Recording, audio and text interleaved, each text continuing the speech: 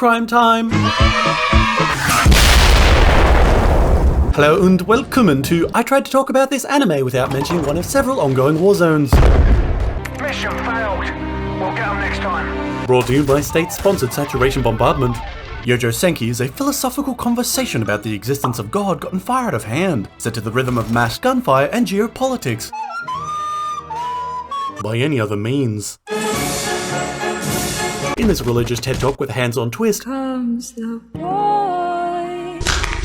we have Tanya, a cracked-up capitalist of a magical girl who replaced the usual love, courage and friendship with the free market. And a gun! Tanya is both a mage and a soldier of the definitely not Imperial German army, and a certified psychopath whose emotional responses to dead puppies lies somewhere between who cares and how would this affect the puppy-based economy. Though, to call her an emotionless monster is a disservice and a lie.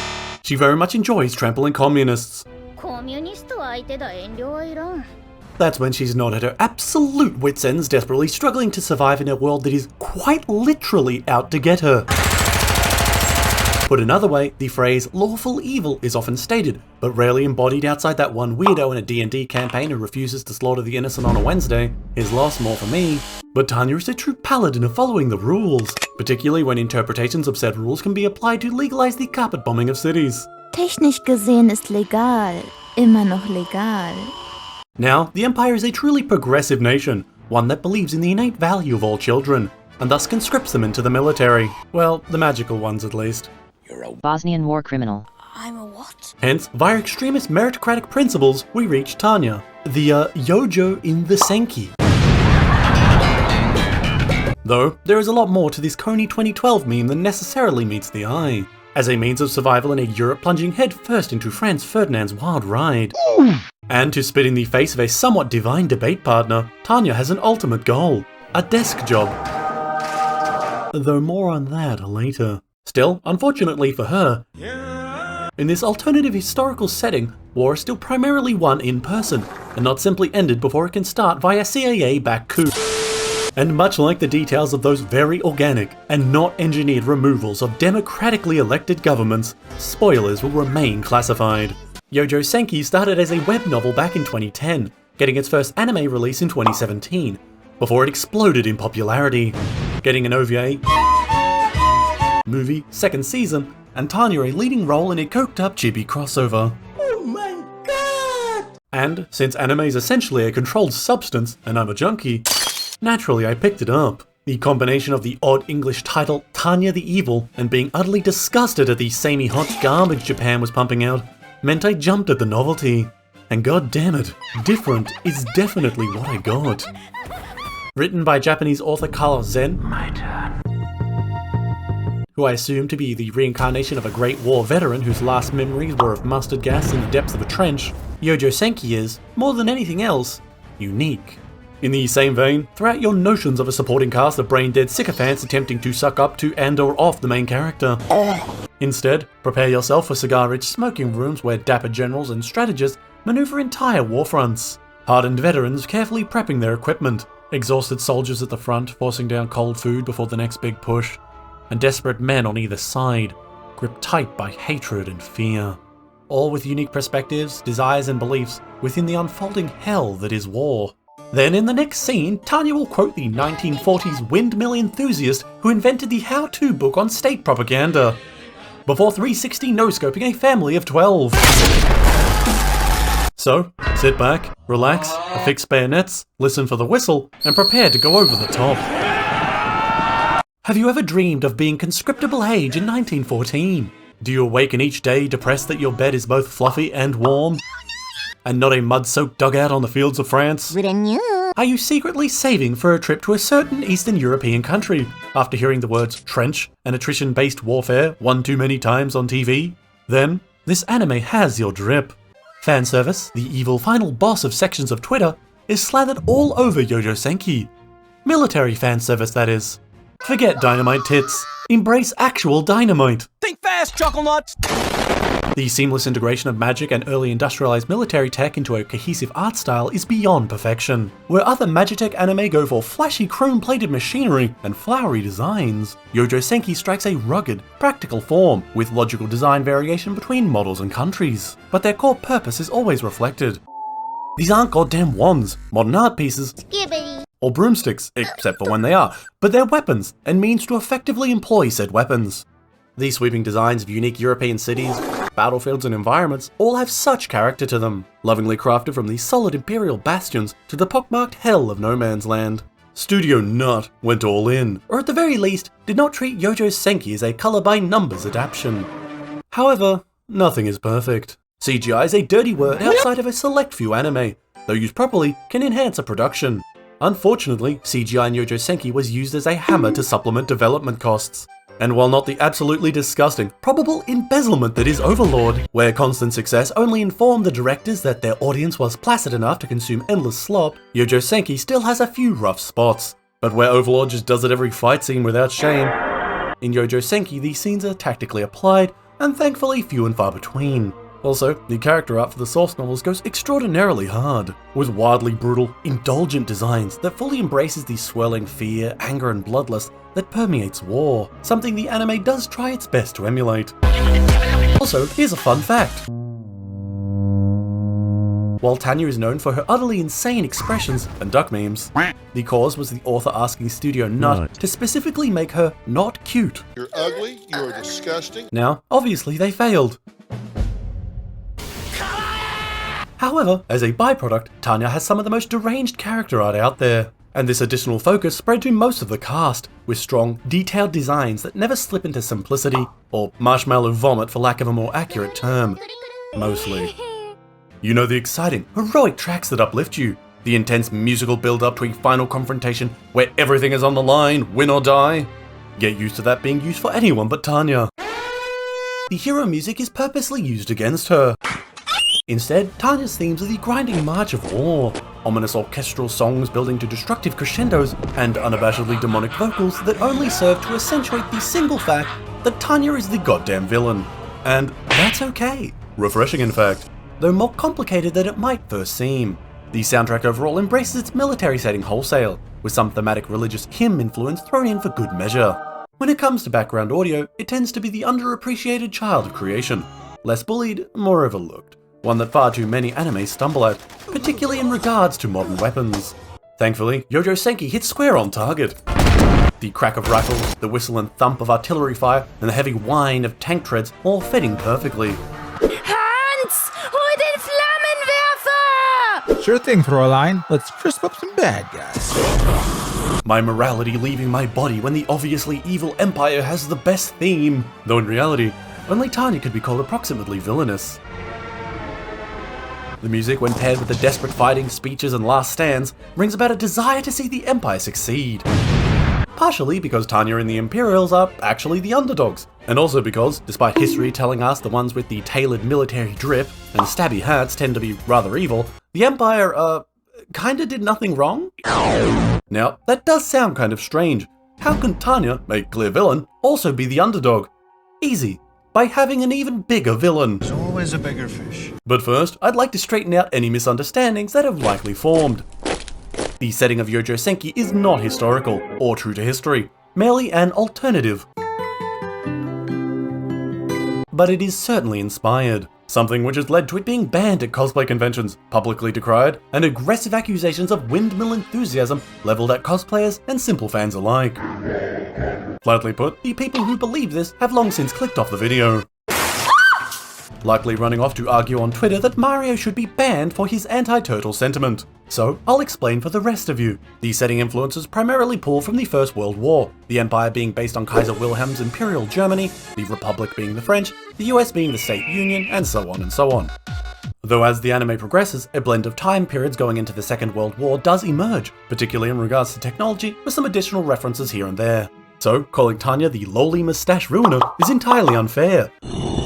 Though funny, since she's actually tactically competent. But in short, the Empire has extreme military prowess, the Republic is an aging superpower, the Allied Kingdom is a tea-time commonwealth, and the Soviets are a bunch of brain-dead communists. Wow, just like real life. But no, seriously, the Russian Federation refuses to use mages, instead systematically eliminating them from the gene pool, seeing them as a disgusting concept, implying there are those born with innately superior skills over others, which was inimical with the concept of Soviet communism at a fundamental level. Fun fact, this mirrors real life, as the Soviets fell behind in several research areas such as genetics and cell division for many years. As the Western concept of Mendelian genetics meant that certain traits could be selected for in breeding, which, for anyone wondering how wolves became dogs, is rather self-evident. Why are we still here? Though knowing something and intellectually acknowledging it in the face of ideology is something else entirely. However, the truth is a funny thing, and eventually the Soviets quietly accepted reality, though not before a few scientific firing squads. No! I'm with the science team! But bullying Soviets aside, Tanya is no moral pinnacle either, funnily enough embodying perhaps everything the modern communists hate. Hard work. Loving or hating Tanya, everyone's favourite cold-blooded free market enjoyer, is entirely valid, particularly as she continues to add new pages to the book, avoiding the Hague, war crimes for dummies. Villainous main characters on the whole are few and far between, often falling victim to cringe or turning into unironic edgelords. However, Tanya is not a simple machine designed to kick puppies. While she lacks empathy, she doesn't hate the troops under her command or her superiors. Sure, she puts on a curated mask, her internalized ideal of a soldier. Yet initially fake or not, the bonds she forms are real, even if she herself is slow to notice. It's a good development for her considering she used to be a Japanese salaryman, which is arguably much more emotionally stunting of a career. Oh yeah, by the way, Youjo Senki is an isekai. Eastern man, there are two paths before you, degenerate Kuma or war criminal. For those of you who haven't left the video or attempted to Minecraft necrobe upon hearing you've listened to an 11-minute review about a goddamn isekai, let me explain. I often forget that it's an isekai, which is the highest praise I can offer. For one, God didn't simply take pity on some poor train-dodging failure. Instead, it's all malicious and divinely petty.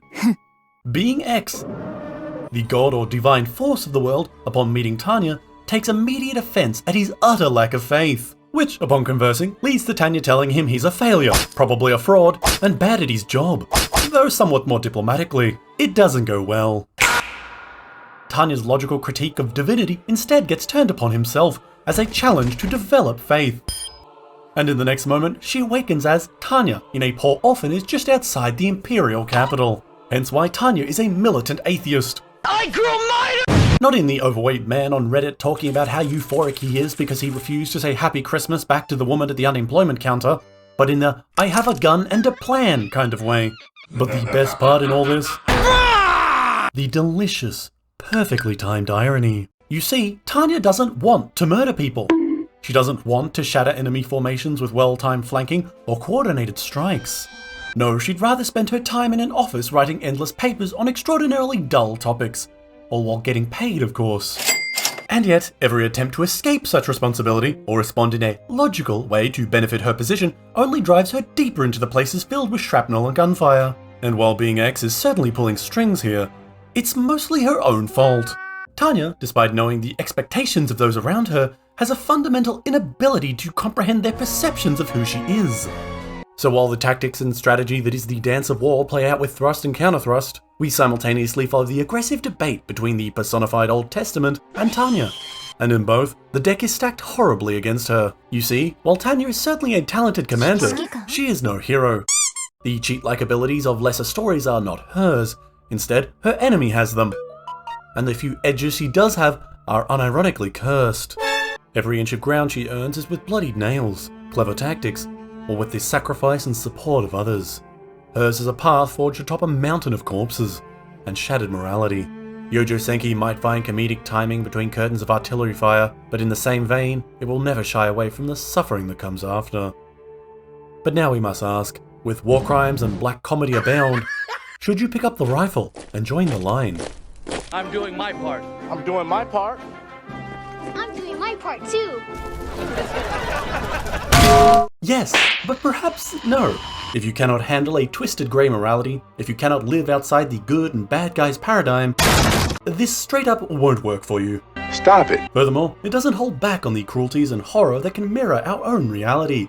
That brutal honesty is for me, but maybe not you. Despite claims of large, bountiful worlds to explore, many anime get trapped into shallow perspectives. Yet here I believe that each character has their own unique concerns, ideas, and in some cases, absolutely insane concepts of military doctrine. General Zerter and the command staff of the Empire aren't just a bunch of cardboard cutouts designed to push plot points, but brilliant, if flawed men. Major Anson is not a raving one-dimensional enemy destined to fall on Tanya's bayonet, but a man who loves his family and knows his duty. And Mary, a girl blinded by hatred, then misled and enabled by a world gone mad. They, along with others throughout the story, give Youjo Senki something other anime, particularly isekai, simply forget or pass over: depth. While Tanya might be a monster of logic and efficiency, she sees through the heat of battle, between the hazy lines of accusation and justification, behind the propaganda and prepared rationale. To the fear, envy, and driving human nature we dress up in variations of the word war. But the truth is, you don't need to be a sociopath to understand what Youjo Senki is saying. Merely pick up a history book.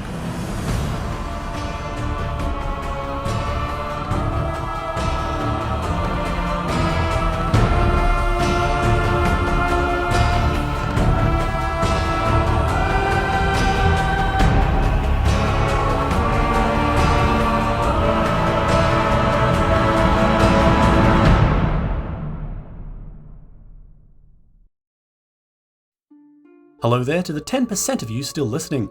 Thanks for sticking around. Consider liking and subscribing if you would, it's all motivation for me to slap more of these together. Speaking of which, I'd like to thank my Patreon members of the Federal Bureau of Investigation. Your help is greatly appreciated, my friends. If you'd like to involve yourself in the growing investigation into my militant background and enjoy a fantasy novel I wrote for kicks, Patreon links are below. Thanks to Rayricar for allowing me to include their excellent Watame animation at the start. They make heaps of VTuber animations, so go have a look. Ines also came in great as the voice of Tanya, and ER as enthusiastic German soldier A. Check them out for gremlin noises and obsessive hatred of Cora the Explorer respectively, links below. And now, the Signalis video. I cry like a female dog whenever I hear Chopin's Raindrop. A reasonable response. The implied use of force to make others also play Signalis is greatly appreciated. You're one of the only creators that I know who can combine the art of reviews and their schizo amount of memes in a perfectly sized package. Ah, so sweet. But about that perfectly sized part. Sorry, things got a bit out of hand this time. Yeah, I'm not reading that. But yes. Yes, indeed.